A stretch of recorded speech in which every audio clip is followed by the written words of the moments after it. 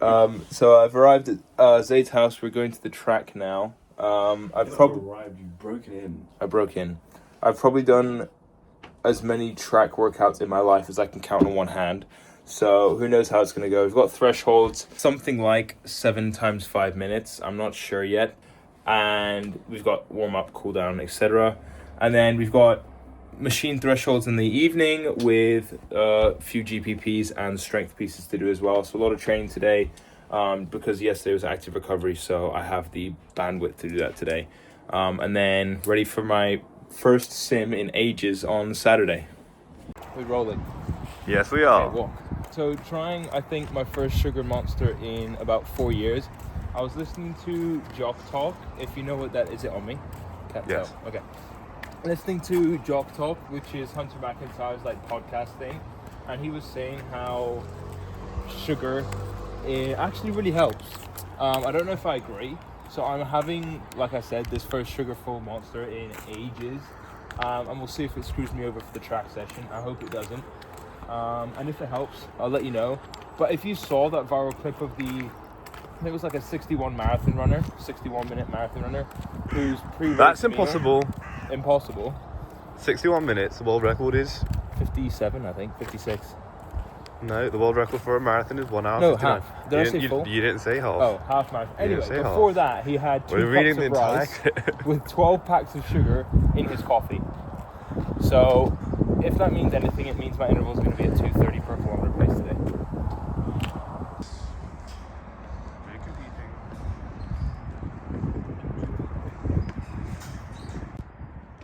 Guys, please. Just like you, a better running.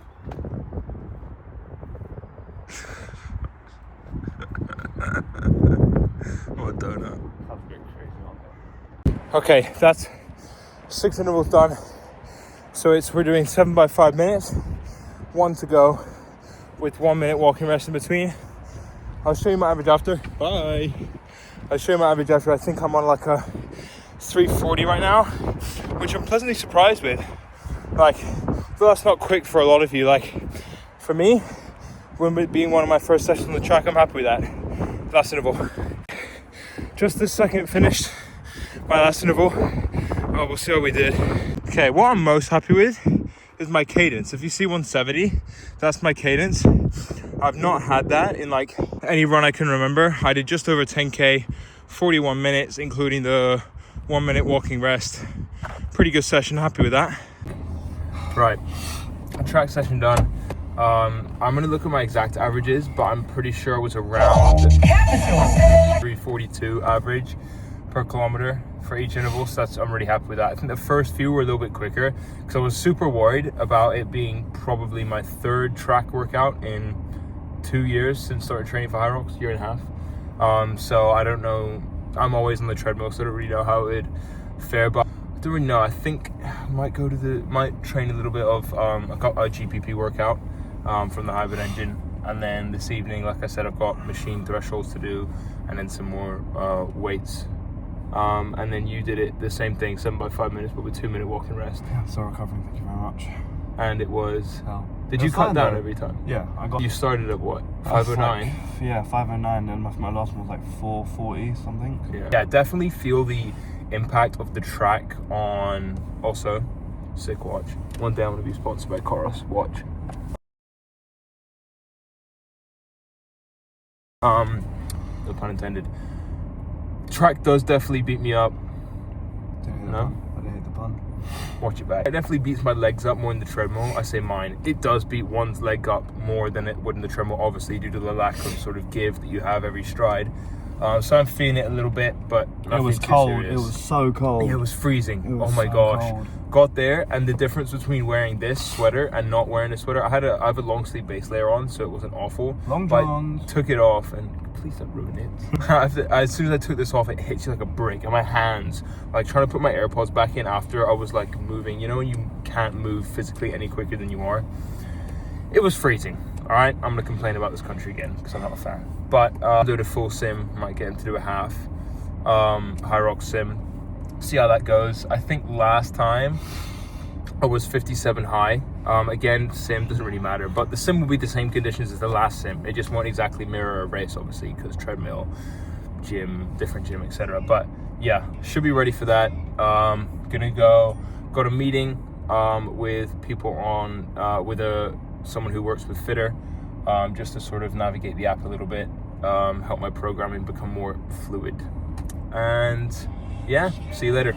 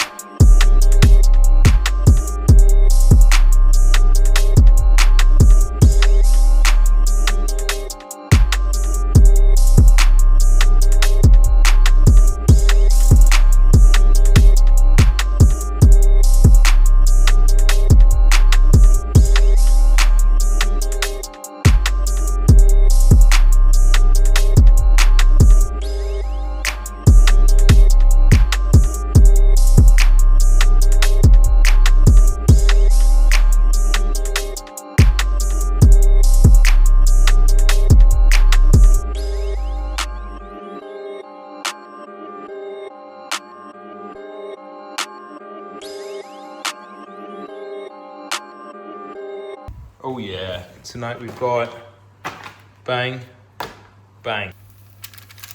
This one here, this one here. Good night. Should be ready to mix. Let's put that back in for like another 5 minutes. Okay, tonight's caffeine-free, sugar-free drink of choice is, oh balls, Old Jamaica Ginger Beer Light. Oh, that's nice.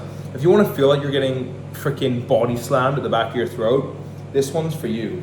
Oh, it's like a piercing jab right through there. All right, if you want one of those, what are the sort of macros on this cute little guy? 1 calorie per 100 mil, so 3.3 calories, I'll take it. Okay, so dinner is ready. If I'm really low down, it's because I'm on this chair. I don't like bar stools. But anyway, 4 chicken skewers, meatball, my protein pasta with a little bit of light cheese on the top, 1,100 calories, I think about 90 grams of protein, and about 140 grams of carbs with the tortilla. So this will be good. Have this. Hopefully won't be too hungry, but going to bed hungry is discipline. Put that on a t-shirt. For tonight, I'm gonna eat this. I'm gonna do some more work with some clients' programs, and then I'm off to bed. Hopefully get to sleep before 10 tonight. Okay, so it is currently Friday, 20th of February, and I am about just under halfway through the Sun 2 workout. I've got 15 minutes on 8% incline at 6 kilometers per hour with a 20 kg vest. Treadmill, hop off, 20 air squats with the vest, and then for the first 5 rounds, I did 10 down-ups with the vest, but it kept falling off and dislodging and everything, so I'm gonna fix that. So instead, for the next 5 rounds, what I'm gonna do is 20 get up just without the vest, followed by 5-minute ski. So incline walk, squat, down-ups, ski, repeat. Got this continuous for 3.5 hours, and I'm currently an hour 40 in. So I got this weighted vest incline walk idea from Jacob Riedel, guy I've raced against in the hybrid game, so shout out to you. I was gonna do stair step for today, but obviously I don't have one in my house, so it's like the next best thing, in my opinion. I'm sort of looking at the dynamics of it, and it feels alright so far. So I definitely, because before training for Hyrox, I never trained incline or anything. I grew up in the Cayman Islands where it is about as flat as that the entire way through. There'll be like 2 bridges. Other than that, there's not a single hill. So for me, obviously needing to improve my aerobic base, I'm running more than most people at my level. Stuff like this is going to be super helpful. Incline training or strength running, as the hybrid engine programs it on Sundays, I believe it is. So yeah, it's been really helpful in that respect. Yeah, after this, I'm going to do about half an hour of mobility and then get some more programming done. Just went live on the Fitter app as of yesterday actually, so I'm really excited about that. I'm taking on one-to-one clients for both general muscle gain, fat loss, but then also for hybrid sport specific stuff like high rocks, deca, deadly dozen, anything like that. I'm taking clients for as well. I've got set programs for high rocks, and then everything else will be one-to-one. I'm going to come out with more, obviously, set programs as I program a bit more, but for now it's just high rocks and the set programs, and the one-to-one will be everything else, including high rocks. So, super excited about that. Loving to officially and professionally get back into coaching again after this being a couple months in the making. So, super excited about that. I've been watching World Athletic Championship replays from the 5K to 10K, watching some half marathons. Been watching a lot of running recently because one of the first things I learned, wanting to run efficiently, but not having a running coach in person, and being able to be like, put your foot there at that time, etc., is watch people who are the best in the world run and try and mimic them and merge that with what works for you. So there's no one size fits all when it comes to 99% of the things in the fitness industry. When it comes to specifics as well. So I've sort of got to learn my body and how it feels, doing different cadences, doing different arm heights when you swing through, whether it's really tight, whether it's really loose. But what seems to be, or what the top running coaches seem to recommend as being universal, is your foot placement. So what I've learned through reading and watching a lot of running is heel, mid, forefoot striking. Doesn't matter all too much. What matters is the position at which your foot hits the ground, and it wants to be directly underneath your hips when you plant your foot. So what happens is, if your foot lands in front of your hip, that's called overstriding, and that's going to naturally slow you down. What you want to do is keep your momentum moving forward and reduce the resistance. If you put something in front of you, plant it, and try and move through it, that's going to act as a natural braking system. Plant your foot every stride beneath your hip. It's different with walking, obviously, but when it comes to running, so jogging, think about foot placement. Every time your foot hits the ground, try and make sure you're standing relatively tall and your foot lands beneath your hip. Every time it comes out in front of your body, you're going to increase the risk for injury and you're naturally slow yourself down. And so since I started running consistently maybe 2 years ago, that's what I've been focusing on. I've also been focusing on improving my cadence, and by that I mean increasing my cadence. When I started running, my cadence at my threshold pace then was about 161, and now I've improved it without having to think about it to 170, which is huge. All that means is increasing the amount of steps you take per minute. 171 refers to per minute, so I'm trying to get that to near around 3 steps per second. So yeah, basically with running, a few things you need to think about. I'm not an expert. I'm only going to tell you guys stuff on here that I know to be true. Everything else I'm going to leave to those who specialize in running biomechanics. But for me, it's foot placement.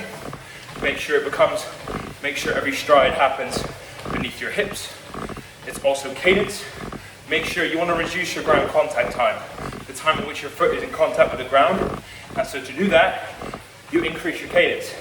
If your foot is on the ground for less time, your cycle rate increases, therefore your cadence is higher. That's what you want. And you also just don't want to focus too much on which part of your foot hits the ground. Obviously, if you're a really exaggerated heel striker, that won't help. I focus on landing on my midfoot. I've heard midfoot is really helpful to focus on if you're a natural heel striker, and then naturally, it'll just reduce the exaggeration that you hit before with your heel. So, for me, that's what I've learned about running so far. Hopefully that helps you guys.